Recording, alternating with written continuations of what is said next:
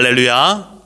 하나님의 크신 사랑이 이 새벽에 우리 가운데 가득한 줄 믿습니다. 오늘 우리는 잠언 1장 1절로 7절의 말씀을 통하여 좋은 선택이 지혜다 라는 제목으로 하나님의 말씀을 함께 나누도록 하겠습니다. 우리는 오늘부터 6월달까지 2달 동안 잠언 말씀을 묵상하게 되었습니다.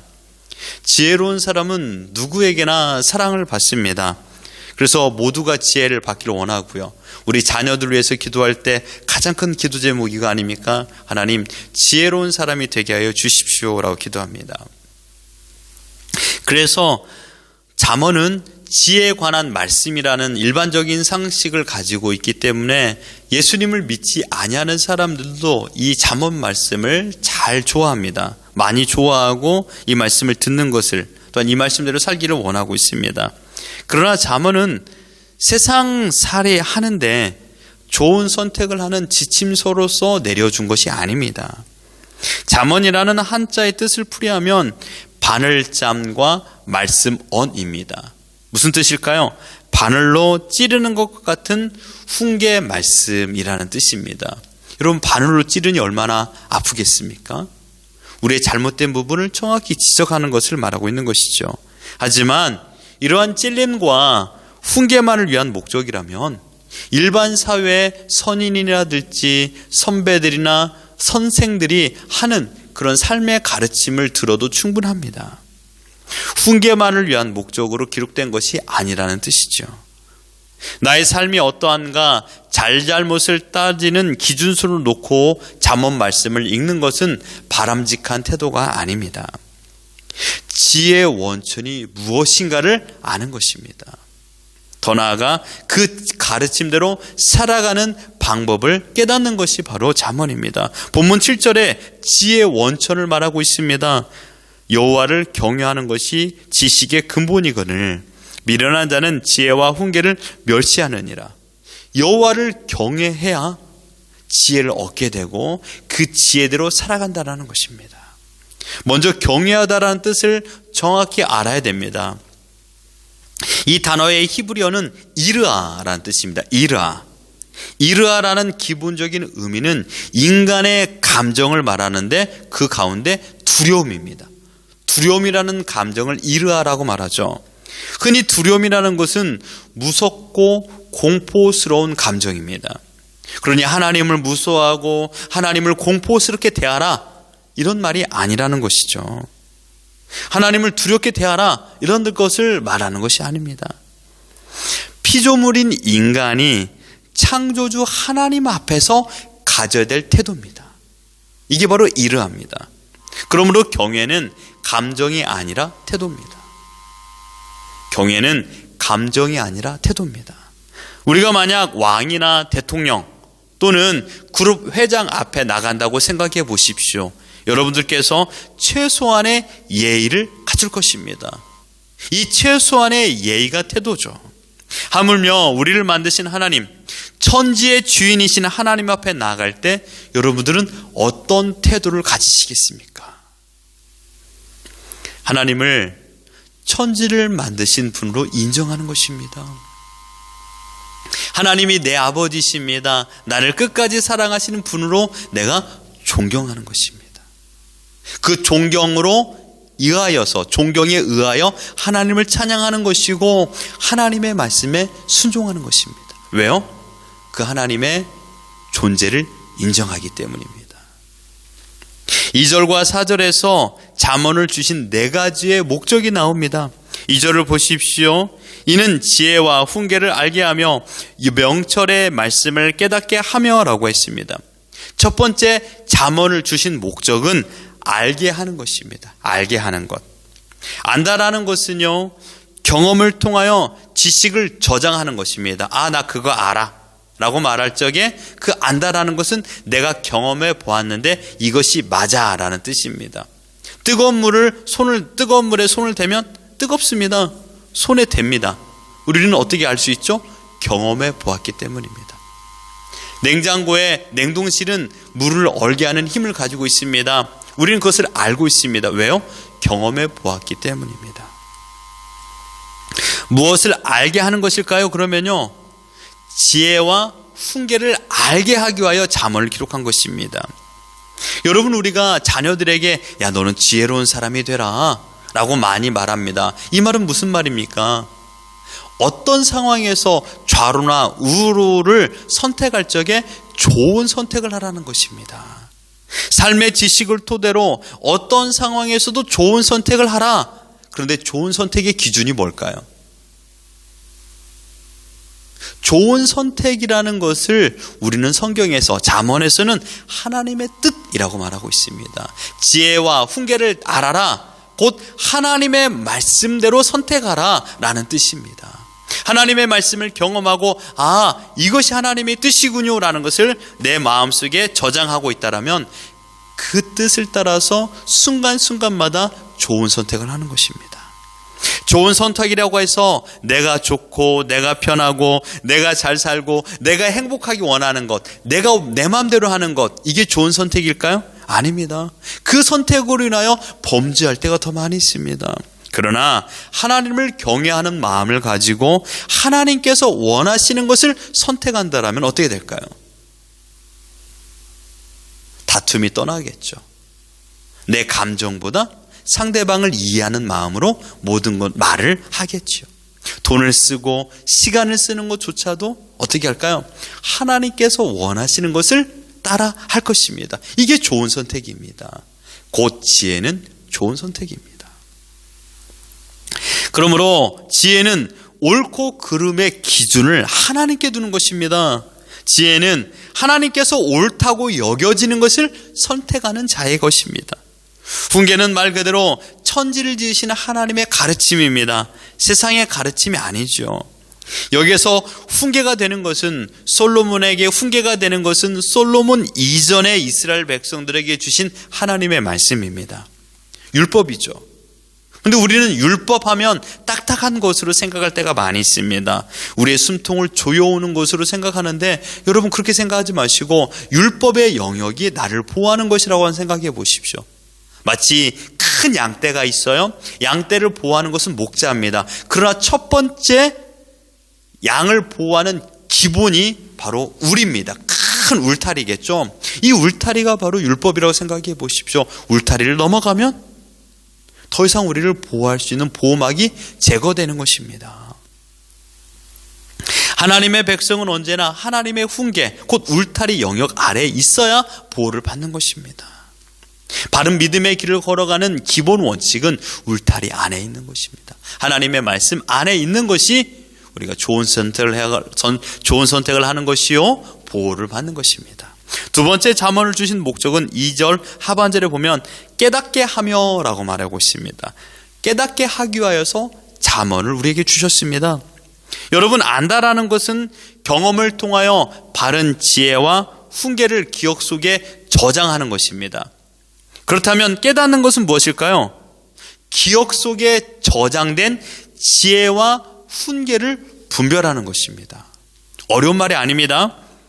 우리의 기억 장치 기능은요, 수십만 개를 기억하고 있습니다. 10살 때 일어났던 일, 20살 때 일어났던 일, 그 사람이 나에게 무엇을 주었던 일, 저는 그런 것을 잘 기억하지 못하는데 제 아내는 아주 예준이 어렸을 때의 일도 다 기억을 합니다. 참 이 남자와 여자의 차이가 있긴 해요. 그런 것처럼 우리의 삶에서 일어났던 많은 것을 지식으로 가지고서 내 머릿속에 기억 속에 넣어놓고 있습니다. 그런데 여러분, 기억이라는 것이 모두가 다 선한 영향력을 가지고 있는 것은 아닙니다. 잘 생각해 보십시오. 지난날 상처를 받은 것을 기억하며 그 기억이 떠오를 때마다 분노가 치밀어 오고 억울함과 원통함, 더 나아가 열등감에 사로잡히기도 합니다.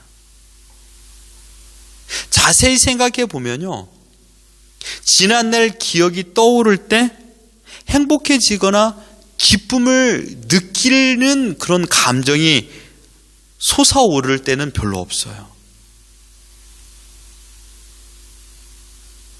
여러분의 남편과 아내나 여러분의 부모님들이 선물 사준 것이 갑자기 떠올라가지고 기쁨이 막 샘솟는 그럴 때가 얼마나 됩니까? 아니에요. 사실 우리는 이 결혼했던 결혼식이라는 그 아름다운 기억도 그 기억이 떠오르면서 너무 행복해 라고 하는 사람들은 많이 없습니다.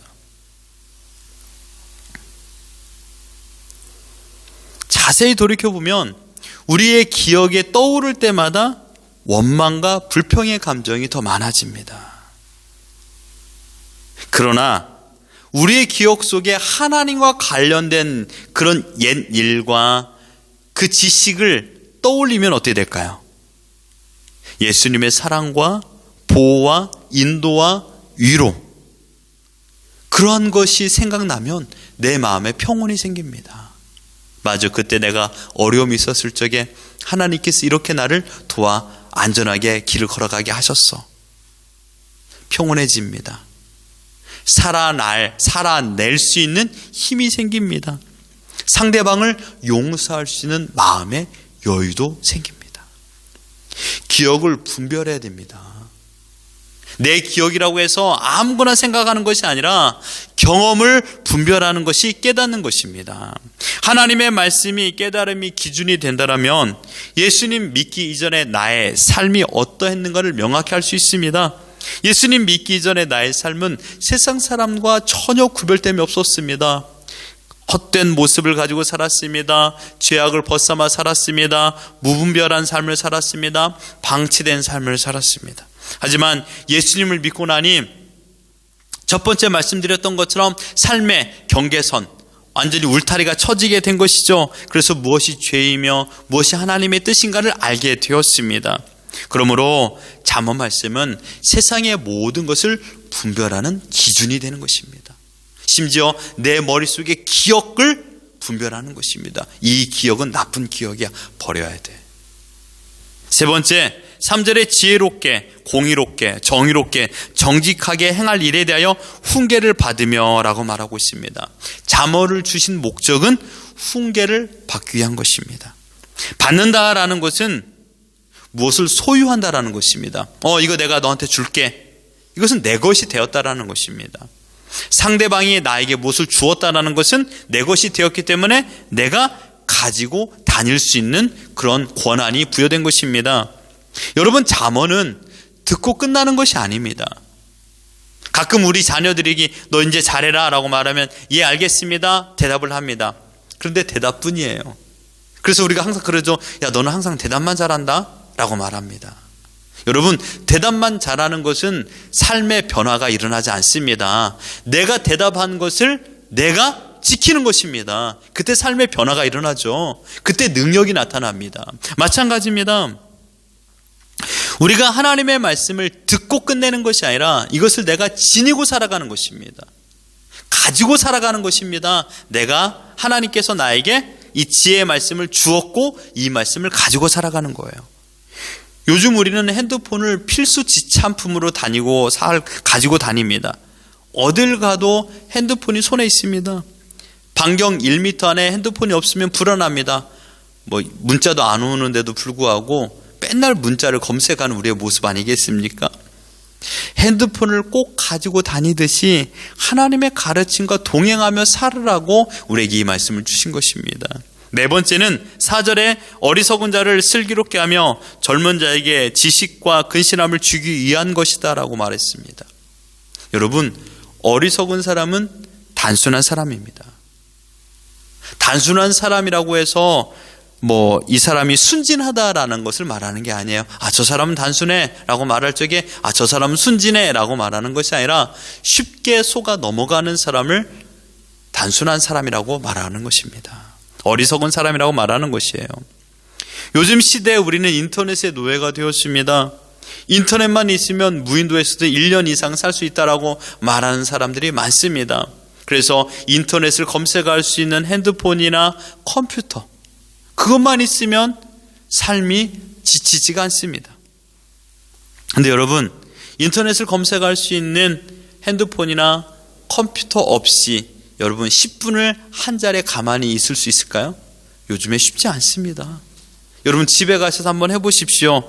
그냥 인터넷이나 인터넷을 검색할 수 있는 핸드폰이나 컴퓨터 없이 한 30분을 한번 앉아 있어 보십시오.